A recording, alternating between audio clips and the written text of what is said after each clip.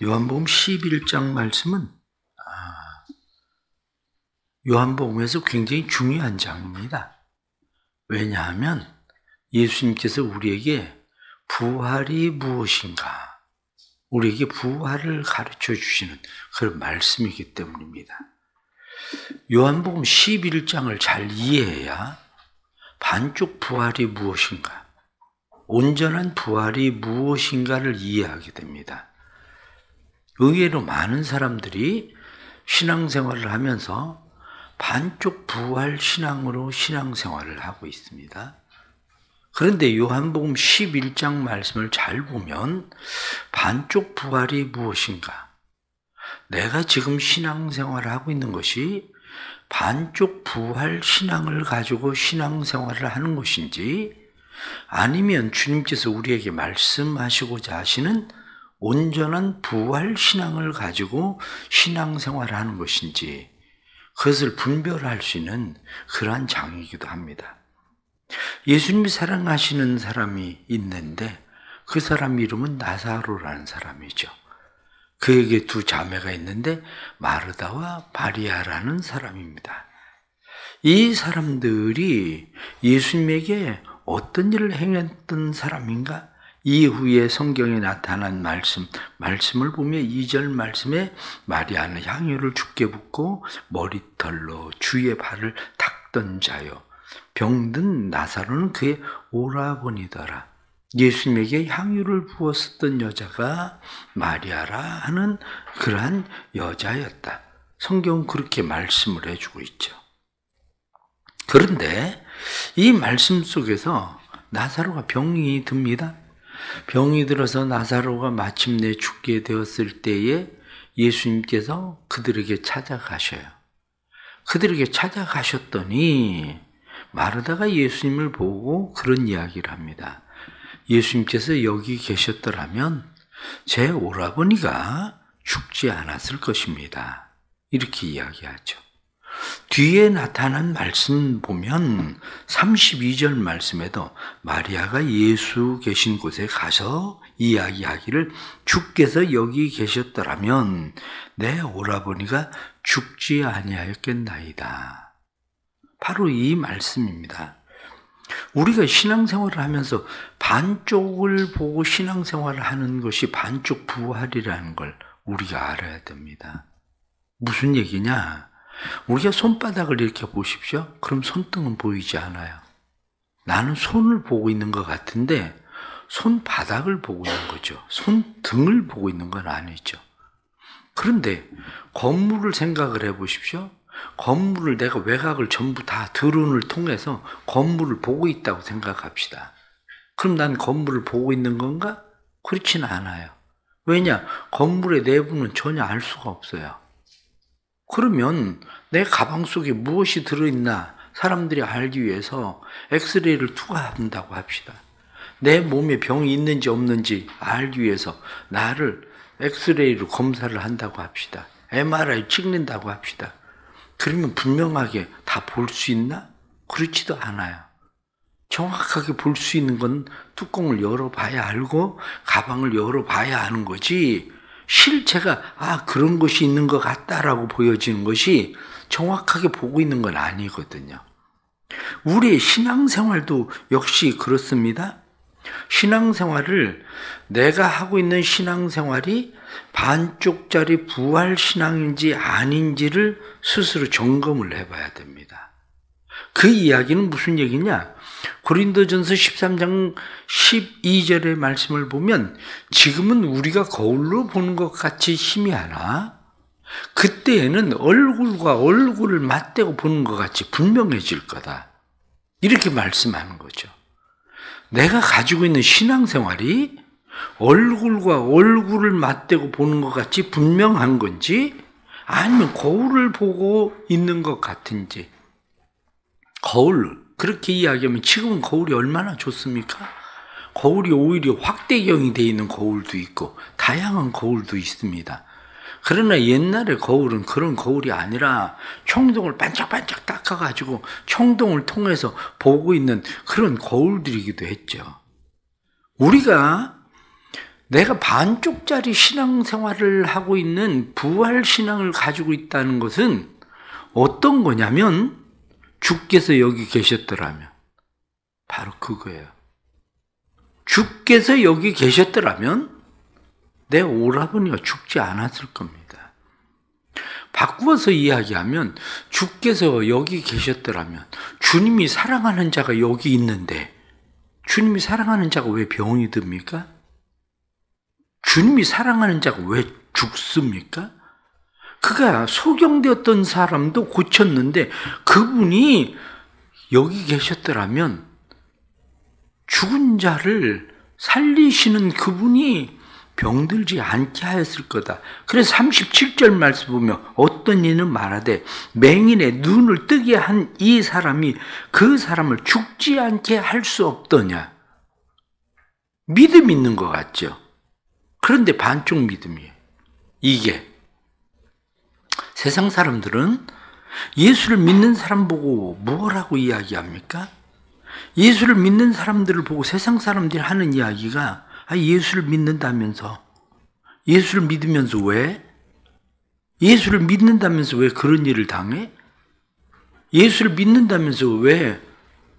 왜라는 이야기를 많이 합니다. 예수를 믿는다면서 믿어요. 그 사람들도 예수를 믿는다면서라고 이야기하는 그 이야기 속에 담겨있는 의미가 무엇인가를 잘 생각해 보세요. 예수를 믿으면 예수님이 사랑하시면 예수님이 함께 하시면 예수님이 사랑하시고 함께 한다는데 왜 병들어? 왜 취직을 못해? 왜 사업이 망해? 왜 이혼해? 지금 우리 신앙이 그런 거 아닙니까?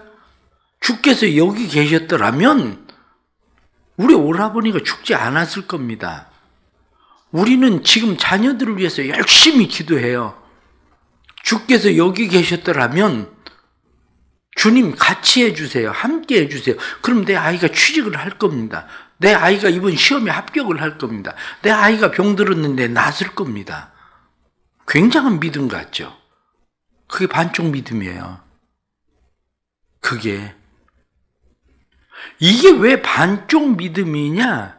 이렇게 이야기하면 사람들은 주님이 함께 하시면, 주님이 나를 사랑하시면, 주님이 나를 도와주시면 그것이 지금 어디까지 이르는 건데요? 영원? 그게 아니잖아요. 영원이 아니라 눈에 보이는 이 땅, 이 반쪽, 여기에 지금 우리는 항상 모든 것이 머물러 있는 거예요. 대부분의 신앙생활을 하는 사람들을 보십시오. 우리의 대부분의 신앙생활이 너 교회 다니다가 왜 안 다니는데? 내가 우리 엄마 고쳐달라고 기도했는데 우리 엄마가 병들어서 죽었어요. 내가 예수님에게 그렇게 기도했는데 그래서 난 예수를 안 믿기로 했어요. 신앙이 있은 겁니까? 부활신앙이? 예수를 믿은 겁니까? 아니거든요. 본인은 반쪽 믿음 가지고 그것이 예수를 믿는 것처럼 내가 손바닥을 보면서 손을 보고 있는 것처럼 착각하고 있는 거지, 그건 손을 보고 있는 게 아니라 손바닥을 보고 있는 거예요. 그것은 우리의 신앙생활에 많은 사람들이 지금 그렇게 살아갑니다. 주님이 계신다면, 주님이 나와 함께 하신다면, 주님이 나를 사랑하신다면 나는 이런 일을 당하지 않을 거다, 이렇게 생각하는 거죠. 그런데 그것은 세상 사람들이 우리에게 이야기하는 것하고 뭐가 다른 겁니까? 세상 사람들은 예수님을 믿는다며, 예수님이 너 사랑한다며, 예수님이 너와 함께 한다면서. 그런데 왜 그런 일을 당해? 왜 죽어? 왜 교통사고를 당해서 죽어? 그렇게 갑자기 그런 어려움을 당했다며? 왜? 예수님이 함께 하는 거 아닌가? 이게 지금 우리가 가지고 있는 신앙이에요. 그러나 속지 마십시오. 예수님 그렇게 말씀하지 않아요. 오늘 성경 본문에 나타난 말씀은 예수님이 우리에게 무엇라고 말씀하십니까? 예수님께서 말씀하시기를 나는 부활이요 생명이니 나를 믿는 자는 죽지 않고 살겠다. 그러면서 무릇 살아서 나를 믿는 자는 영원히 죽지 아니하리라. 아니 살아서 믿는 사람은 죽지 않는다며?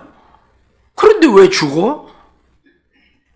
지금도 우리의 마음 가운데 가지고 있는 의심 가운데 하나가 아니 살아서 믿는 자는 영원히 죽지 않는다면서 그런데 왜 난 죽을까? 사람들은 왜 죽을까? 그러니까 이단들은 하는 얘기가 무슨 얘기예요? 죽지 않을 거야. 괜찮아. 우리는 영원히 이 땅에서 살 거야. 어림없는 소리. 반쪽을 가지고 거짓을 말하고 있는 거예요. 반쪽을. 그래서 뭐 영생교 아니면 신천지 이런 데들이 다 그런 거 아니에요? 우리가 신앙생활을 할 때에 속지 말아야 되는 것은 주님이 함께 하셔도 우리 안에 반쪽 신앙을 가지고 있는 사람은 반쪽밖에 보이지 않는다는 거예요. 왜냐? 그것은 우리가 고린도전서 15장 40절부터 42절에 나타난 말씀 그것뿐만 아니라 그 뒤에 이어서 계속 나오는 말씀을 보면 하늘에 속한 형체도 있고 땅에 속한 형체도 있고 하늘에 속한 영광이 있고 땅에 속한 영광도 있고 썩을 것으로 심고 썩지 아니할 몸으로 다시 살고 뿐만 아니라 썩을 몸 그것으로 심어서 신령한 몸으로 다시 살아나고 우리가 흙에 속한 자의 형상을 입은 것 같지만 하늘에 속한 자의 형상이 따로 있고 마지막 나팔이 불 때 호련히 다 부활해서 변화되어서 썩을 것이 반드시 썩지 아니할 것으로 죽지 아니할 것으로 다시 살게 된다. 그래서 사망 그 뭐냐? 사망 너의 승리가 뭐냐? 사망 너의 쏘는 것이 뭐냐? 그것은 죄의 힘, 권능, 그것이 율법으로부터 온 것인데 그건 이미 무력화되어서 사망은 삼킨 바 되었고 우리는 사망을 이긴 자다. 성경 고린도전서 15장에 나타난 말씀은 그러므로 우리는 지금 죽은 것 같으나 죽은 것이 아니라 우리는 살아있다. 사도 바울이 말하는 것처럼 그러므로 우리는 날마다 죽는 자이고 뿐만 아니라 날마다 사는 자다. 그것이 오늘 내가 여기서 죽는 것 같아도 오늘 여기서 죽은 것을 끝나는 것이 아니라 우리의 삶은 계속된다는 거예요. 그것이. 그러기에 나사로라고 하는 사람을 우리가 보면 나사로는 부활했잖아요. 다시 살아났잖아요. 그런데 또 죽었잖아. 전설에 의하면 나사로가 30년을 더 살았다고 이야기합니다. 나사로가 30년을 더 살았는데 나사로가 30년을 더 살면서 프랑스로 갔다고 그래. 그래서 나사로가 프랑스에 가서 복음을 전했다고 돼 있어요. 전설에는. 아니 그러면 좀 더 잘 먹고 좀 더 편하게 살려고 산 거 아니야? 그런데 왜 비행기도 없고 차도 없는 그 시대에 거기까지 걸어서 거기 가서 복음을 전한다고 그 고생을 하다 죽을까? 우리가 지금 반쪽짜리 신앙을 가지고 지금 하나님 고쳐주세요. 고쳐주면 뭐하게? 또 병들어 죽을 거 아니야. 하나님 돈 벌게 해주세요. 돈 벌어서 뭐하게? 좀 더 편하게 좀 더 누리고 그냥 사는 것 뿐이지. 그러다 죽을 거 아니야. 애 취직시켜주세요. 애 결혼시켜주세요. 애 진학 잘 되게 해주세요. 그래서 뭐하게? 반쪽짜리 신앙을 가지고 늘 기도하니까 기도가 그 이상을 벗어나지 못해요. 그들이 영혼을 사는 삶이 무엇인가를 모르니까 기도가 늘 그 한계를 벗어나서 그 영혼이 구원받기를 위해서 얼마나 애절하게 간절하게 기도해봤는데요. 취직을 위해서는 병든 것이 낫기를 위해서는 그렇게 간절하게 기도하면서 그 영혼을 구원받기 위해서 그 영원한 삶을 살기 위해서 기도를 그렇게 해봤나? 그러니까 반쪽짜리 신앙이지. 그게 반쪽짜리 신앙 가지고는 안 되는 거예요.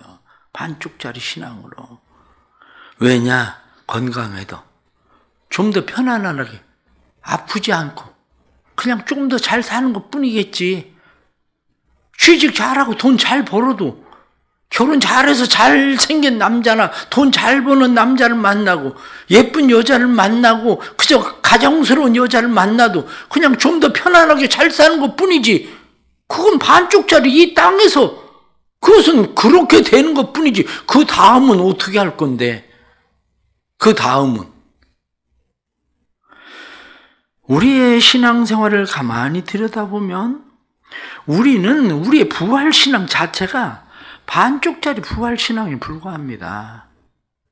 그래서 늘 구하는 것이 땅에 있는 것들만을 구하고 땅에 있는 것들만을 위해서 살다가 가는 거지. 구원받아서 뭐가 달라지는 건데요? 예수 믿고 구원받아서 나사로가 그냥 다시 나사로가 그렇게 됐다면, 그래, 다시 살아나서 원래 살던 대로 그대로 살면 뭐가 달라지는 건데, 나사로가. 나사로에 대해서 이야기하기를 뭐라고 이야기하느냐? 나사로는 디두모, 도마에게 부활의 확신을 주는 믿음이었다. 사실은 그렇게 이야기합니다. 예수님의 부활을 믿지 못하던 그 부활. 나사로는 오히려 예수님이 40일 있다가 세상을 떠나갔지만 나사로가 살아있음으로 인해서 주님의 부활을 믿지 못하던 사람들에게 주님의 부활을 믿게 했다는 거예요.